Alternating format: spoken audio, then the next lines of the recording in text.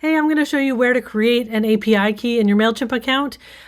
This one's going to go fast. So when I am helpful, give me a little thank you in the comments, click all the buttons, and the next time you run into a problem or you need a little extra tutorial, find me again. So I'm guessing you're doing some sort of integration. An API key is a way for another system, another platform to send information into Mailchimp, and you're going to create a unique code just for them. So you'll head over to the top right corner here with your icon, and click on Profile. Then you're going to go to Extras, API Keys.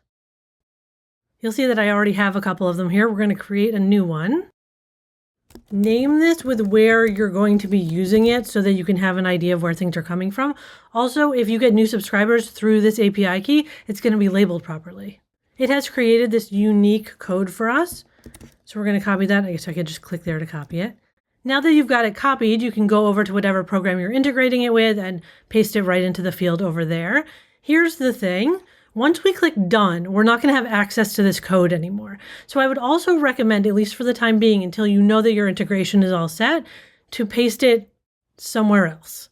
Because you'll see, we're going to click done. And here's the one we created. You'll see that they've made it so we can't copy and paste it again, but we could identify it if we needed to. And we have a little revoke button. So if you do change software programs and you don't want them to have access to your Mailchimp account anymore, you just revoke it. And that's it. Like I said, make sure you sign up for my email list, click all the things. I have so many tutorials going. I'll talk to you soon.